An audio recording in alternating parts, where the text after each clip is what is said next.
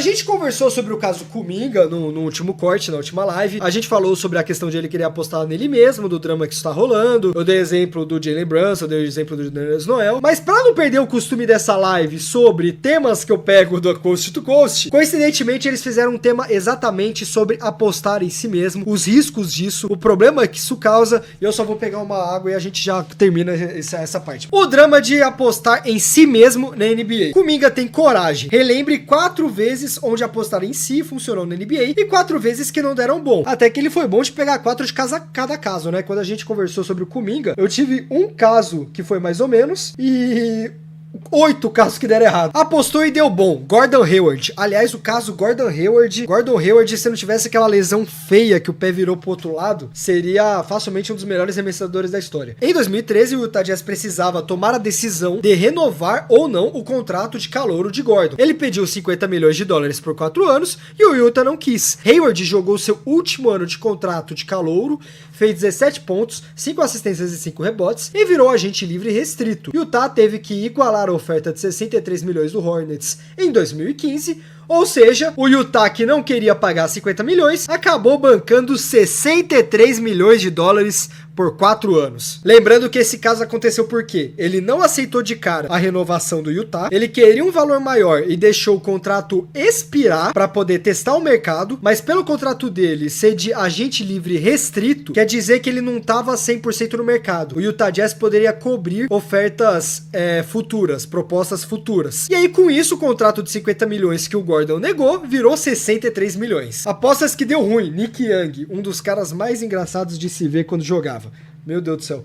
O Hayward se aposentou? Caralho, isso é uma boa pergunta. Ah, ele se aposentou em 2024. Que pena, mano. Mas ele teve uma lesão feia, hein, mano. Em TV aberta, o pé dele foi pro outro lado. Olhando um novo contrato de 40 milhões de dólares por 4 anos, Nick Young recusou renovar por menos com o Wizards. E em 2011, assinou por 3 milhões de dólares pela sua oferta qualificatória. Esperando fazer uma temporada boa, pegar o dinheiro que queria no ano seguinte. Mas foi trocado depois de 40 jogos. Acabou com 5 milhões de dólares por um ano depois disso. Apostou e deu bom. Ben Gordon. Após cumprir seu contrato de calouro com o Chicago Bulls, Ben não recebeu uma oferta que achou justa e assinou sua oferta qualificatória de 6 milhões por um ano para se provar e tentar conseguir o contrato da vida na próxima temporada. Ben fez 20 pontos por jogo e saiu do Bulls, indo para Detroit em 2009 por 50 milhões de dólares por 5 anos. Esse caso é interessante porque testes, quando a gente vê o pessoal, né, apostar em si mesmo, geralmente eles esperam o contrato vencer. Ele aceitou ficar por 6 milhões por mais um ano, que era a qualificatória dele, deu a vida pelo time, e aí acabou outro time fisgando ele por 50 milhões. O cara queria um contrato máximo pelo time, o time não quis dar, ele aceitou mais um ano para se provar pelo time, se provou, outro time pegou pela grana que ele queria, e é o que o Gucci comentou, 50 milhões em 2009, meu amigo,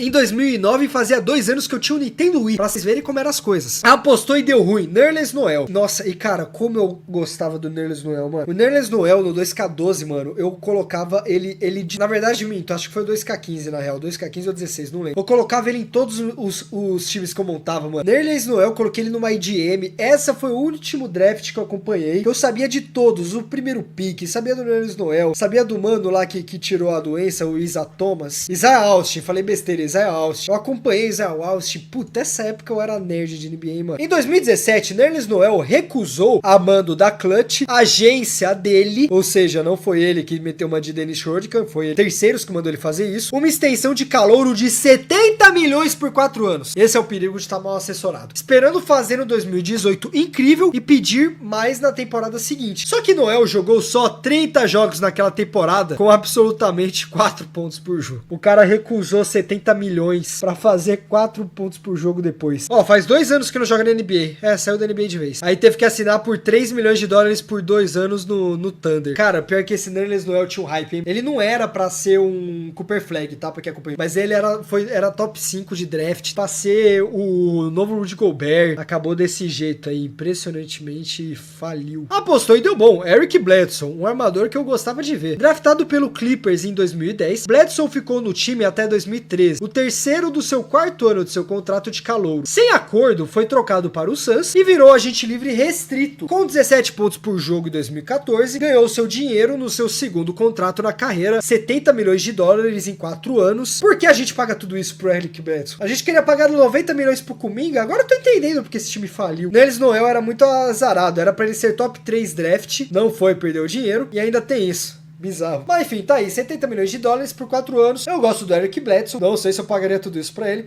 mas tudo bem. Apostou e deu ruim. Caleb Martin, já? Caleb Martin? Depois de aparecer do nada no Miami Heat e estourar, Caleb se tornou peça-chave do time que chegou nas finais da NBA. Valorizado em 2023 e 2024, Martin queria fazer dinheiro e recusou 65 milhões por 4 anos. Caralho, o que esses caras... Agora eu tô entendendo o que esses caras acham que são. 70 milhões em 2010 mano, era de bagulho de papo de ser milionário, cara. Não era pouca bosta, não. Achando que estava abaixo do mercado dele. Se bem que se o Eric Bledsoe ganhou 70 milhões por 4, talvez. Uma semana depois ele se tocou, mas era tarde demais e acabou com 32 milhões por 4 anos. Eu acho que isso daqui foi assim, ele recusou, aí o Heat ficou bolado, aí ele voltou e falou, pô, galera, vocês perderam o pai? Aí eles, não. E aí teve que acertar por 32 milhões. Apostou e deu bom. Greg Monroe. Só um adendo, de todo mundo que deu bom, eu só conheço o Gordon Hayward e Eric Bledsoe. Pra vocês verem que questão de aposta é só, tipo, você ser inteligente e jogar em quadra, de 2 até agora eu não faço ideia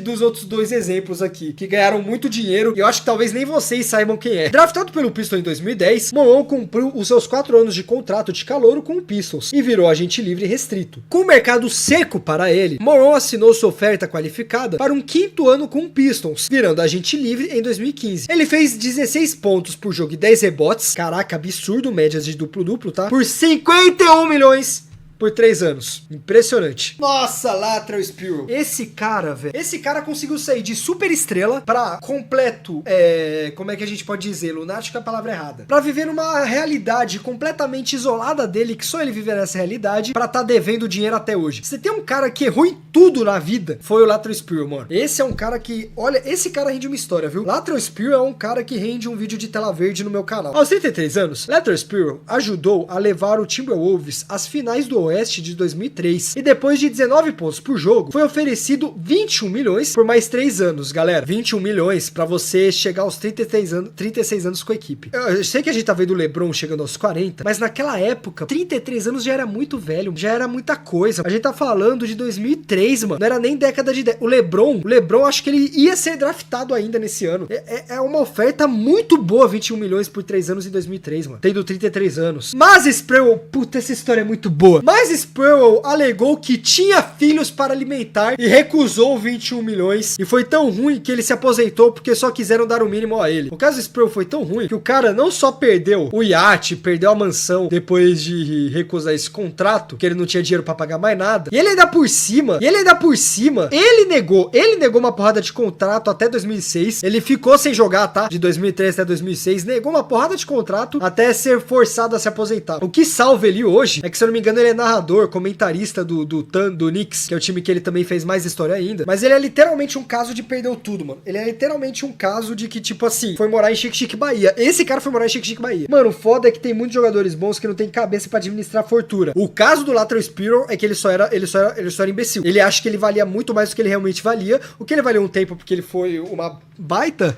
estrela do Knicks. Mas, mano, o ego destruiu ele mesmo. Ele achou que ele era, tipo assim, o novo Michael Jordan, tá ligado? Aí isso fez ele destruir a carreira. Sem contar que eu acho que foi ele que enforcou o treinador, tá ligado? Esse cara também não é o melhor ídolo de se ter, o melhor role model de se ter. E agora a gente tá vendo o caso do Kuminga, mas como vocês podem ver, apostar em si mesmo tem casos que dá certo, mas vocês podem ver que quando der errado, pode dar muito errado. Eu acho que o caso do Kuminga é muito mais o Nerlens Noel do que é um Gordon Hayward. Principalmente o Kuminga sendo um atleta de banco, cara. Um atleta que jogou metade dessa temporada, ele não vai conseguir muita coisa. Eu acho que o Kuminga tinha que tomar cuidado aí, porque eu acho que ele vai se encaixar nos casos que deram errado do que os casos que deram certo. Agora nada supera o Latrell Sprewell. O Latrell Sprewell foi feio. O Latrell Sprewell merece um vídeo nesse canal que você vai acessar antes, virando membro. Vire membro agora.